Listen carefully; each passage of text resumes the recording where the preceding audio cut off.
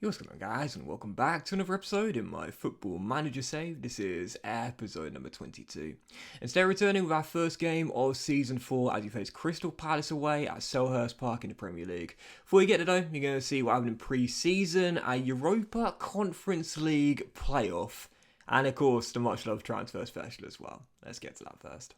And I'll be totally honest here, financially, Bournemouth have never looked better. Thank God they got me in charge, because this is a great window in terms of profit. So I'll show you what happened with the outgoings to begin with here. A few players leaving on loan as per Paul Jenkins, one of the more noteworthy ones, one of our good young prospects, has gone to Plymouth Argyle for a year. We also loaned out, Antoine Semenyo once again to Spezia for a third straight year, going out on loan, and they're paying a small fee as well. But in terms of outgoings and transfers, well, you knew Zapata was going to leave. He has now joined Sporting on a free transfer. Bit sad about that. He scored 10 goals for us last year. Would have liked to have kept him, but gone to Sporting. But there were some big outgoings in this summer window. Will Andy Appan, it was one of the youngsters that we picked up on a free transfer. He got sold to Burnley, but there's a 50% sell-on clause there, so that's nice to see. But the big sales, and we'll go through them here together. Jefferson Lerma, Bournemouth fan favourite, who came in from Levante many years ago.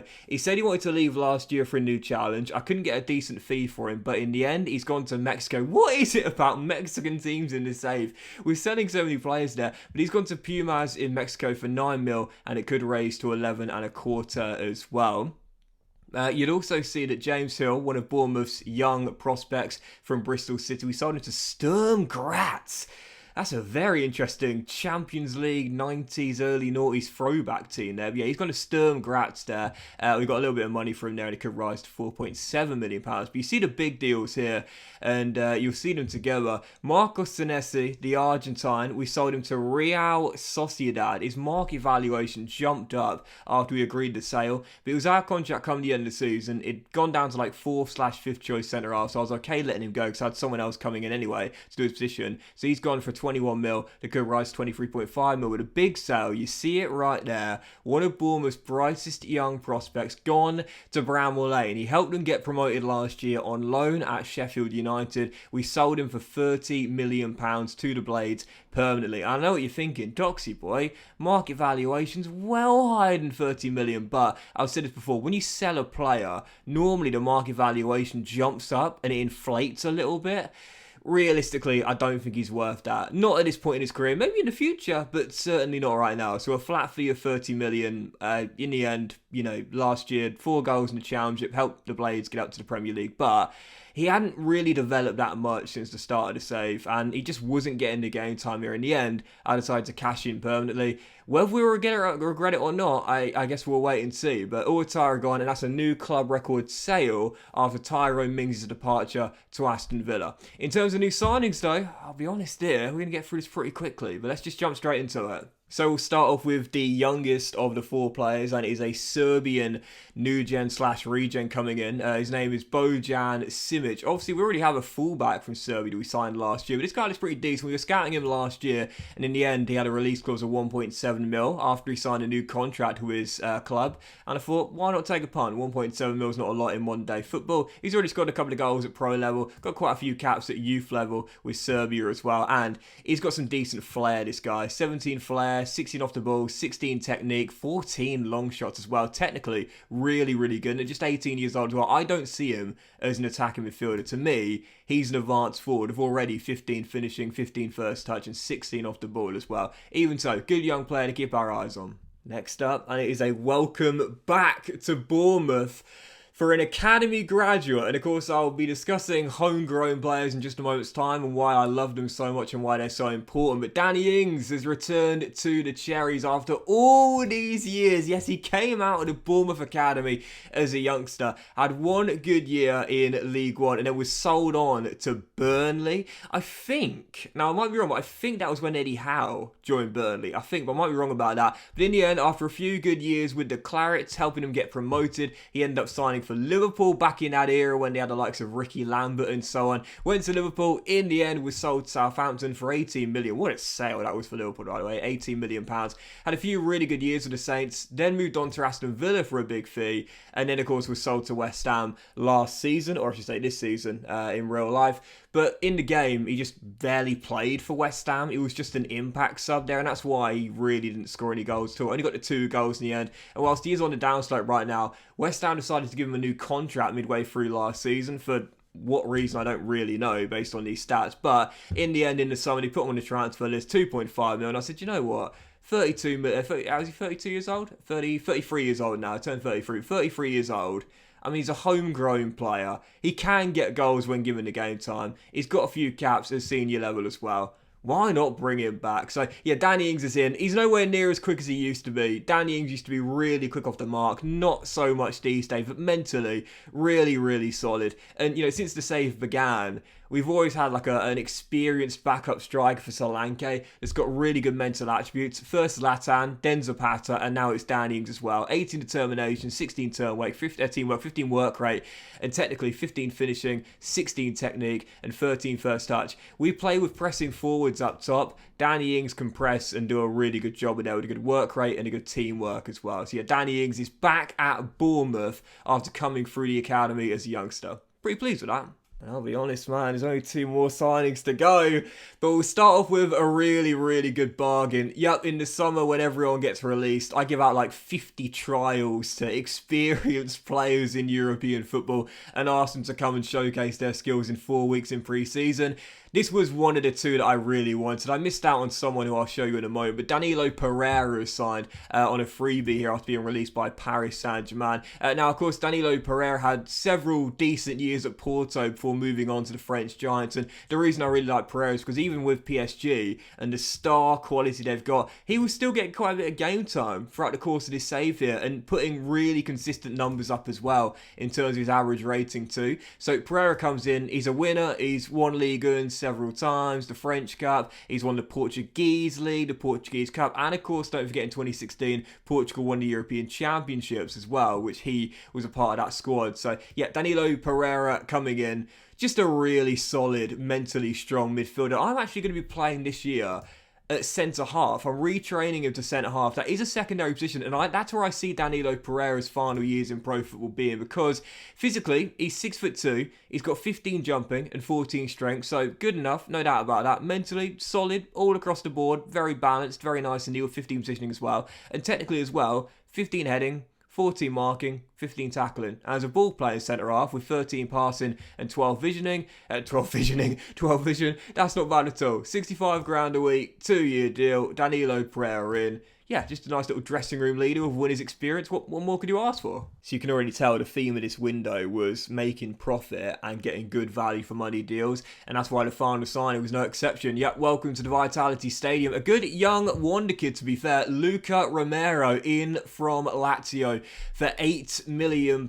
Yes, if you played this year's FM, you probably know all about this guy because you've probably came across him at some point. But Romero came through the Mallorca Academy as a youngster before moving on to Lazio for a free.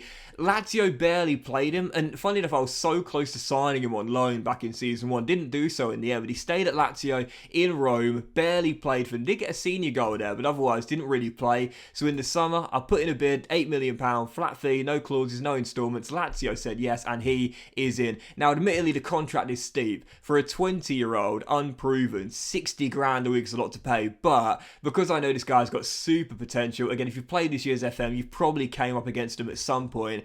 I was willing to pay him a really good weekly wage to make sure he would come in. The agent made sure there was a minimum fee release clause to come to the Champions League as well. He wouldn't let me take that one out at £38.5 million because he knows this guy's got super potential. He might not get a chance to showcase it at Lazio, but he definitely will here. Now, Romero, as you can see, resolute personality. Physically, he's okay. He's not rapid, but 15 agility on an inside forward is really good, and 80 in natural fitness as well. Mentally, solid all across the board for the most part, with 17 determination, 15 flair, and 15 work rate. And technically, not great, kind of average, but at 20 years old, that's not too bad for a player that hasn't had much chance to develop whilst playing in the Serie A. 13 technique, 13 first touch, 13 dribbling. It's not too bad, to be fair. He's a left-footed player. We were looking for an inside forward on the right to replace Tavernier, and it can be Luca Romero, but he can also play through the middle if need be as well. So, yeah, 60 grand's quite steep, but again, Look at the potential right there. This guy's got it. If you've played this year's FM, you've probably came up against him at some point. He normally does grow really nicely, and you'll see the market valuation jumped up after the signing of 8 mil to around £30 million. Quite a few caps at youth level as well. Romero in, and I'll take it for £8 million. Worth a gamble, and then some. So yeah, that's it. One of the quietest transfer specials you'll ever see me do. But to be honest here, I'm really happy with it. You look at this, we spent 12.25 mil on the 4 new signings. Pereira was a free. Ings might as well have been a free. Simic didn't really cost us much, and of course still has a long way to go, but does look like a decent young player, and 18 years old, can become homegrown.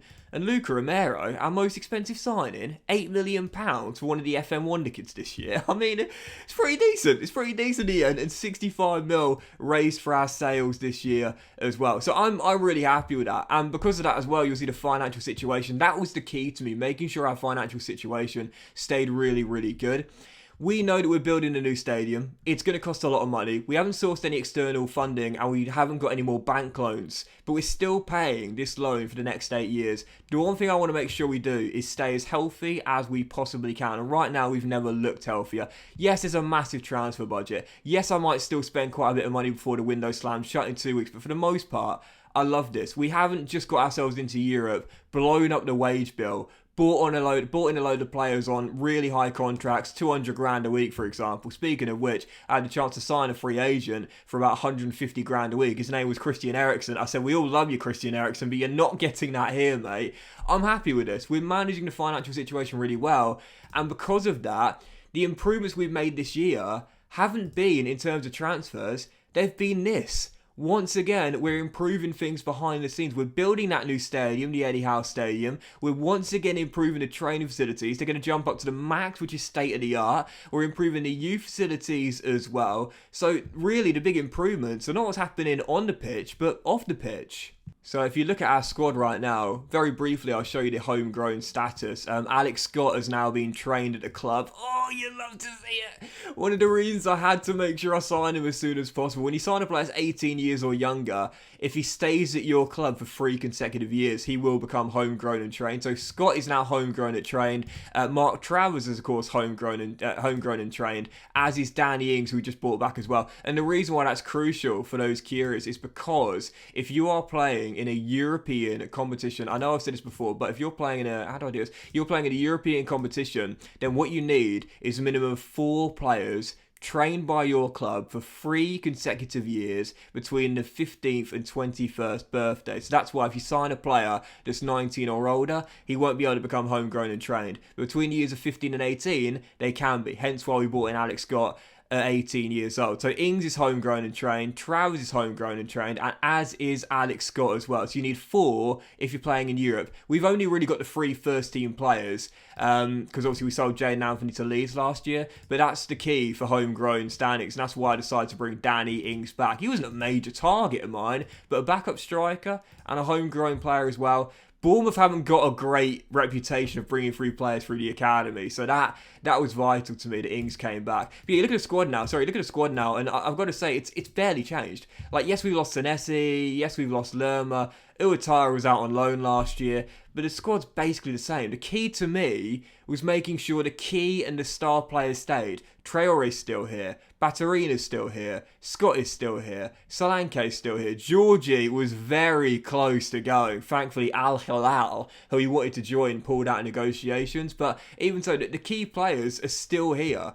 We're a young team, we're developing. That was the most important thing. Keep the band together. So right now, in terms of the dynamic screen, you'll see there are 2 players that are unhappy. Lewis Cook feels it's time to move on for a new challenge. I wouldn't be against selling him if we get the right fee here. But he's on such a low weekly wage, which I really love, for another 4 years. But if we get the right fee, wouldn't be against selling him, to be fair, to another Premier League side. But I like him as a squad player, Lewis Cook. He's no longer vice captain. I took it off him getting Scott McTominay because McTominay plays more. But also Georgie as well. If you follow me on Twitter, you would have seen this. He said he wanted to go to Al Hilal because they offered much higher wages, obviously, but I said no. I said if they come back with 25.5 mil, I'll let you go. That'll see us make a profit of around 17 mil. But in the end, they pulled out negotiations there, which meant we got to keep him. Thank goodness for that, because last year, Georgie, he had that tough start, didn't he? But he pulled it round. 39 goals, conceding 38. That was a fantastic record for Georgie last year after a very tough start. So thankfully for now, Georgie is staying. But the hierarchy now looks like this. Solanke, Kelly and Meffin the team leaders. And again, I think McTominay will probably replace Meffin at some point. Now giving him vice captain. And the social groups look like this. Everyone's in the WhatsApp group, but Romero has not been added yet. Come on, lads, let him in there. So I think for the most part that is that. One thing I will show you is that we've improved our staff once again. I've brought in Benny McCarthy, who is, I think, the best attacking coach in the game, with 20 attacking coach, 3.5 reputation, 16 determination, and 19 motivating as well. Yeah, Benny McCarthy. I always seem to pick this guy up when eventually I can in FM. It's just perfect, absolutely perfect. So yeah, our coaching staff now looks like this. Really happy with this. Really, really happy indeed. The only area where we're not the best in the division is goalkeeping handling. But Rennie Higuita, who is a real blast from the past, and I know my older viewers will know all about Rennie Higuita for that one moment in time, those 5 seconds. Everyone knows about Rennie Higuita and what he's famous for, but he's also a great goalkeeping coach in the game as well. And once he does get that Continental Pro license, I think that'll see the handling go up by 1 as well. So that'll mean it will have the best goalkeeping handling in division as well. So we'll be all across the board the best there. So that's really cool to see. And again, we're getting training facilities up to state of the art as well, which is fantastic, because right now, as you'll see, the facilities at the club, they're going to move up to the max, which is excellent, to state of the art, and the youth facilities will go from average to good as well. So really happy to see us. Oh, and the youth recruitment improved from average to good as well. Man, the improvements I'm making off the pitch with Bournemouth, I absolutely love this. So in terms of competitions this year, as you can see, in the Premier League, our expectation is top half. So last year we finished in 7th. That's my aim as well. I don't know whether we're going to be in Europe back-to-back. I don't know whether Europe finishing 7th last year was a one-off or not. But top half, 10th to 8th, I would still take that. Europa Conference League, Bournemouth in Europe for the first ever time. Our expectation, reached the quarter-final. And the FA Cup and the Carabao Cup are the same. Just be competitive. So that's not really important at all. In terms of the season... Wow, Moises Caicedo scored a hat-trick on his Arsenal debut. That's not a bad start, is it? Wow. The season preview for this year, you would have seen Sunderland are back in the Premier League this year. But they and the Blades are expected to get relegated this year. All 3 that came up are expected to get relegated. We're tipped to finish 9th. Oops. We're tipped to finish 9th this year, which I would say is pretty fair, to be fair. I think you look at our squad now. We're nowhere near in any kind of danger of going down now. But yeah, I'd say we're still not a team who you would expect to finish in Europe. Last year, we were better than expected last year. We're still not a team you'd expect to finish in Europe. So here is about right, I would say. This is about right to me. And as for the... how can I do the stat? Where's the stats here? Where's the stats? Stats. And as for the wage bill as well, I love to see this as well. The wage bill, where are we? Team detail. There we are, down the bottom. Salary per annum. We're up to 17th now. So the new boys, the new 3 that are in, are the lowest spenders in the weekly wage bill, but we're now up to 17th. So I'm still really happy with that, to be fair. So last thing I'll show you is this. This is how pre-season went for us this year. Look at all the bloody trialists we had. Ilkay Gundogan, Christian Eriksen, who... I still might be able to get, but actually, looks like, where's he going? Where's he off to? Oh, he'll choose one of those teams there for sure. But Christian Eriksen, he wanted like 150 grand. I was like, you're having a laugh, mate. Like, we all love you, and he's a heck of a creative player, obviously. He can hit the ball with either foot. He's been a regular in Manchester United's team. Don't get me wrong. I would have loved to have had him on a free, but 150 grand a week? No. Sorry, but no, I'm not blowing up my wage bill for anyone. But yeah, all these trialists here, so funny. But yeah, this is our pre-season, and as you can see, the Europa Conference League path 3rd qualifying round, which is a mouthful to say. Our first ever European game in Bournemouth's history was the first leg of that tie against the Swedish side Göteborg, and we won by 6-0. Traore set us on the way in the first of a hat-trick. Solanke bagged on as well, and Tavernier got our 6th. And whilst he drew the second game 1-1, we had a backup side out there for that game as well, so it's fine with that. The second qualifying round for us, and the final qualifying round, puts us against Neftchi, the Azerbaijan side, which I thoroughly expect to win pretty comfortably there. So I'm pretty sure we're going through to the, well, I suppose not the group stage now, but the league stage of the Europa Conference League, if you will. So, heading heading into the first and only game of today's episode, season opener away at Selhurst Park against Crystal Palace. We are sticking with the 4-3-3 Gegenpress for the game, which of course is our regular system, and this will be our team. Again, very little change to it from last year, but why mess with a winning formula? Last year we were 7th, so why do that? Right now in the injury report, David Gard's got an injury during training in pre-season. He's out of a double hernia, you won't see him today. And Ings got injured in that second leg against IFK. Gothenburg scored his first goal since returning to Bournemouth. He's out for 3 to 6 weeks. So yeah, I still think we might make 1 or 2 signings before the window slams shut, because we still got so much money to work with, not just in the budget, and not just in the transfer budget, but a bank balance as well. But for the most part, I'm happy enough. So this is our team. Georgie in goal. Back for his Walker, Peters, Kelly, Zabani and Aarons. Midfield trio, Scott, McTominay and Batrina. Traore on the left. Romero makes his Premier League debut on the right-hand side. And Solanke is up top. On the bench, Travers, Metham, Pereira, Forsby, Blanco, Cook, Tavernier, Brooks and Simic, the youngster who we signed for 1.7 mil as well. First and only game, season opener, Crystal Palace away at Selhurst Park. Let's start off with 3 points. Come on, you Cherries. Also, Jordan Henderson joined the Saints. He chose the Saints over me. I couldn't believe it. I actually could not believe it. I was like, when all the players got released, he was the one I really wanted, and I offered him pretty much the exact same deal, and he turned me down and joined Southampton. And he said that Southampton's team is better now, and I was like, well, I'd say it's debatable. I mean, listen, this is a decent team. Like, this is a decent team. They've kept on with a couple of their really good young players, Bella Kotchap, Livramento, Bazunu between the sticks, but mate, finished 7th last year. He said their team is far better now. So I was like, far better? I thought that was a bit of an insult, to be honest. But, it's fine, because we've got Danilo Pereira. But still, I'm excited for this. If we can get to a good start this season, just like we did last year, that's the belief we want, That's the confidence we want. And straight away, Aarons is tripped up, and he might have won an early penalty. 2 minutes in, was it outside or inside? I think it was outside, personally. No, it was inside. Aarons tripped up, early spot kick, 3 minutes in, and Dominic Solanke, who's been our top scorer for 3 straight years, starts this season off with a goal in 3 minutes. To this day, I thank the FM gods that Dominic Solanke turned down a move to Norwich or Sheffield United. Back at the start of Season 2, 2 years ago, I accepted bids from both. There would have been club record fees by quite some distance, I think around £45 million, and Solanke said no to both. I thought, if Dominic goes, that'll put us in the green and then some, because back then we were back in the red, and we'll have a lot of money to replace him with. It was going to be Solanke out, Wout Weghorst in. All I can say is the FM gods were smiling on me back then. Anyway, 1-0 up, and it is our number 9. But Palace looking for a response straight away. It is Tyrick Mitchell to Doucouré. Great one over the top. Michael Elise's onto it. And Richards. Oh, how has that gone in? It looked as though Kenny was going to clear it off the line. Odds on Edouard taps home from 2 yards. That's one of those moments there where you need the 3D, because it seemed as though Kelly was going to clear off the line after Richards' strike, but in the end it just, deflected. Oh, that's how it happened. He tried to clear it and it deflected off Edouard, in off the post and into the back of the net. That is really unlucky, that. You can't do anything about that as a defender. You've done your job, you stopped it crossing the line, and you've attempted the clearance.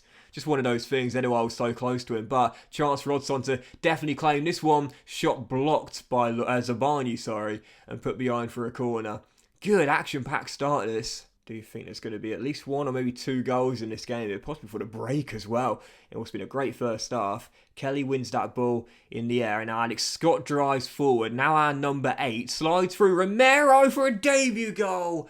No, just couldn't clip it inside that far post there. Worth a go from the Argentine, just wide. Yes, Scott's taken number 8 and Batarina's now taken number 10. That was a great driving run from Alex Scott, but sadly, Romero just couldn't get it on target. Good first half, that though. I think someone's going to win this, and it could definitely go either way.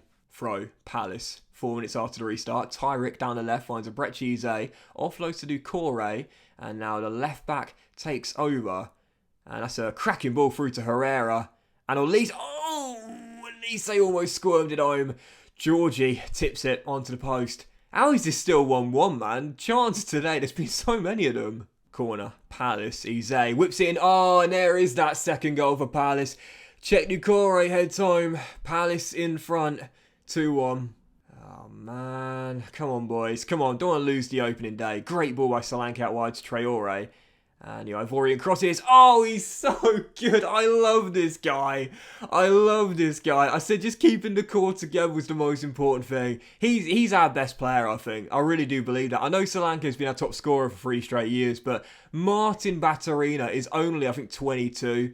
He's just getting better. He's so good. Pops it in, near post, 2-2. What a thriller. You know, for all the bargains we've pulled off in this save so far, that's the best one for me. 8.5 million. That's all he cost me. 8.5 million. He's brilliant. And that through ball finds Tavernier off the bench. Marcus. Oh, what a chance to win it. Great game this, but I think someone's going to win it later on. What a ball, Marcus. Traore down the left-hand side. Whips one across. Tavernier. What a save. What a save. That's one of the best saves I've seen in this save, if not the best save. What a stop. There was power behind that shot from Tav. Angled towards the corner. And he flies across to tip it onto the woodwork. What a frenetic game this is going to be. Oh, Zaha. Wilfred. Blocked. Can someone win this? Brilliant game. Absolutely brilliant game. But in the end, it's going to finish all square. I'll take that though. I'll take that. Battle back to claim a point directly after Palace took the lead. You know resilience is so key. And a goal for Batterina in the first game of the season. We're unlucky, boys. We're unlucky. I'll take that. That's not a bad result against Palace away. I'll have that. I'll have that. What a game. Batterina, though, man. Seriously. He's now got his first caps for Croatia. He scored 4 goals in his first 2. 22 years old. To me, like, this is the bargain of the save so far. I know Max Aaron's on a free, and Georgie only cost me 8.5 mil. Ochoa as well. But to me, this is the bargain of the save, man. He to me, is worth 100 million. In a better team, his stats would be so much better than this. And already on match day 1, a man in a match and a goal as well. He's unbelievable, man. Absolutely incredible player. Right, guys, that'll do it for today's episode. Big thank you for watching the first episode of Season 4. If you enjoyed it, please drop a like. Much love to you all. Have a fantastic day. And what we'll do is, because I'm pretty sure we'll get through Nepsi quite comfortably, I'll come back with a draw for the league stage. No, I suppose it's not a draw nowadays, is there? But our first proper European game in the Europa Conference League. And I think it'll be around here. So probably either Liverpool or West Ham. Have a great day, guys. Much love. And I'll see you for the next episode of the Football Manager Save. Probably with another new signing as well. The money we've got very soon.